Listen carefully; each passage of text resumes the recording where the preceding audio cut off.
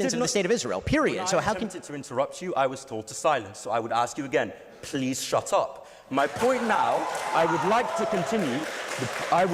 continue. Ben Shapiro has built his reputation as one of the loudest and most aggressive defenders of Israel on the global stage. But in this debate, he runs into something he isn't used to. A calm, measured challenge from an Oxford student who refuses to let him hide behind slogans or rehearsed talking points. Now, I'll be upfront. This exchange happened about a year ago. But the reason we're watching it today is simple. Many people still haven't seen it, and it's too important to ignore. The questions raised in this hall still cut straight to the heart of the Israel-Palestine conflict. And Shapiro's responses reveal just how fragile his arguments become when pressed with precision and facts. What makes this moment so powerful is the tone. There's no shouting, no theatrics, just a student, calm and collected, dissecting Shapiro's claims with methodical focus. And when you strip away the noise, what's left is a debate where substance speaks louder than spin. Before we dive into the full story, comment where you're watching from, and don't forget to like and subscribe so you don't miss the next one. Ben, it's an absolute displeasure to see me standing. Well, it's absolute... I will get to my question, however. Thank you for coming anyway. My displeasure. Now, I'll repeat the question that I sought to ask you. You have recently been discussing a lot about the history of the occupation of Palestine. I will call it that. I know you will oppose that, but I will call it that. The occupation of Palestine. The whole thing, right? Just to be clear? The entirety of Palestine. Thank you. You may accuse me of genocide if you wish. That is not my position. Sure. And I will, but go ahead. Anyway, so the point about the occupation of Palestine, you have released multiple videos. You have essentially made yourself the cheerleader of Israel in a lot of sort of Western media spaces. So I watched some of your videos about the conflict, and I found a number of inaccuracies. First of all, you describe in 1920, you refer to Jordan as part of Palestine historically. That has never been the case. There has never been a state of Jordan. British Mandate Palestine, yes. That is still not the case. Jordan has never been part or considered part of Palestine. The only time that Jordan has been considered adjacent to Palestine is part of sort of biblical mythology where Transjordan was a reason. That's wildly inaccurate. The British Mandate had a mandate over all of Palestine, and then they separated off Transjordan and handed it to the Hashemite Kingdom of Jordan. You will get your chance to reply. Let me finish. Now, the second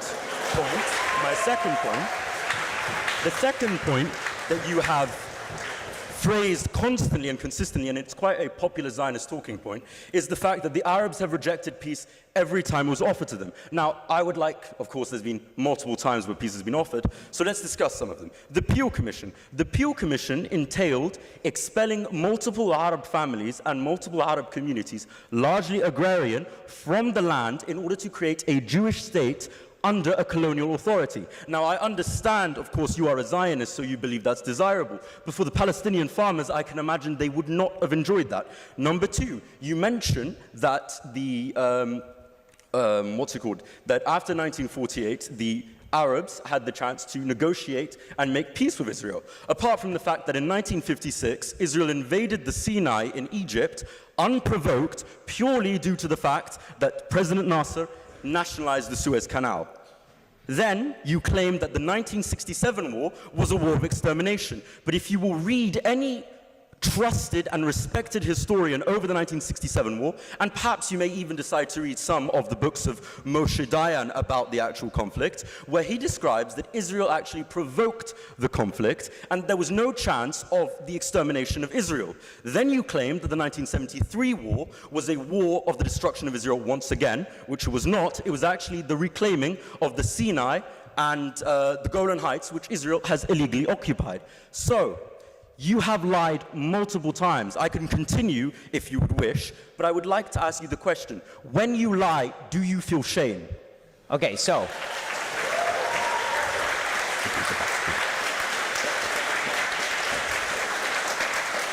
in order for me to feel shame, I would have to be lying, as opposed to you just being wrong about all of these things, which you are. So, let me start from the very beginning of what you said.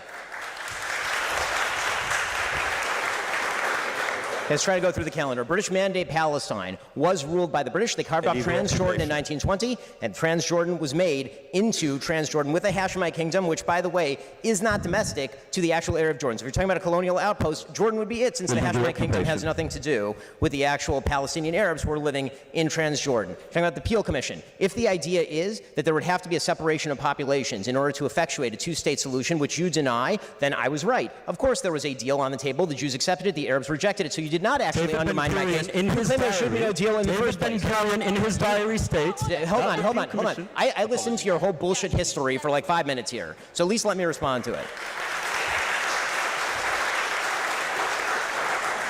Your entire claim is that the Arabs did not reject peace, and then in your own disquisition, you admitted that the Arabs rejected the Peel Commission plan, which was a separation between the Jews and the Arabs, which gave an extraordinary amount of land to the Arabs. The Arabs then rejected the peace partition plan proposed by the United Nations in 1947.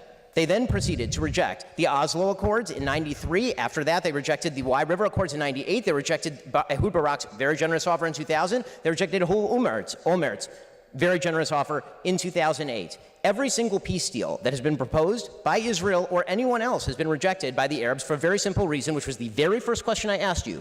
You do not accept that there should be a Jewish state anywhere in this region. So as long as that's the case, there's literally nothing to argue about. You cannot simultaneously maintain the position there should not be a Jewish state anywhere in the region and then tell me that I'm wrong when I say that the Arabs will not accept a two-state solution. You yourself say that there should not be a two-state solution.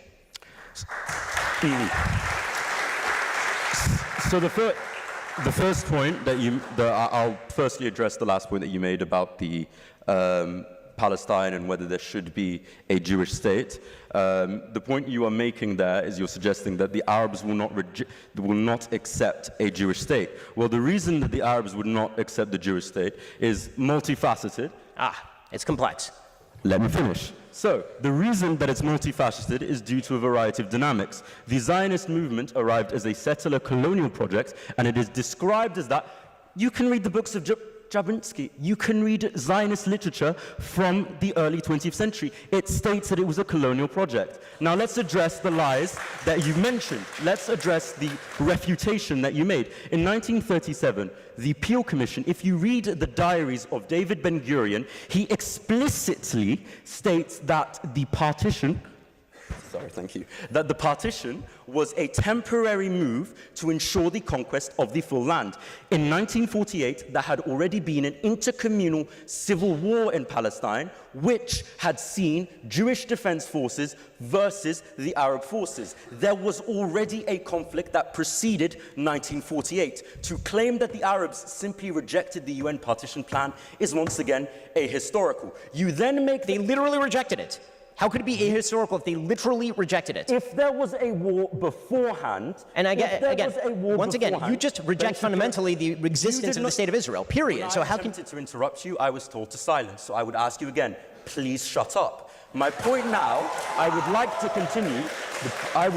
continue, and you then mention the what was the peace plan you mentioned after? Okay, which one should we do? Should we do the? We finished 1948. What after? Okay, so there was the 2000 peace plan from Ehud Barak. Okay. There's the 2008 peace plan from Ehud Olmert. There's the pullout of Israel from Gaza Strip in 2005, handing it over to Hamas. Let's get the next person up now. All right. By the time the exchange wrapped up, it was clear what had just happened. The Oxford student didn't need to raise his voice or resort to theatrics. He simply laid out the history, the contradictions, and the context with a sharpness that left Shapiro scrambling to repeat the same talking points he's used countless times before. And that's what made this so striking. When stripped of sound bites and forced into a deeper debate, Shapiro's defense of Israel's actions didn't hold up under scrutiny. What we saw instead was the power of knowledge, composure, and clarity against someone who thrives on confrontation and speed. In the end, this wasn't just a clash between a student and a political commentator. It was a reminder that careful reasoning, even when delivered calmly, can be more devastating than the loudest voice in the room. This was less about winning a shouting match, and more about exposing the weakness in an argument that collapses once you start pulling at its threads. CCT News here, see you in the next video.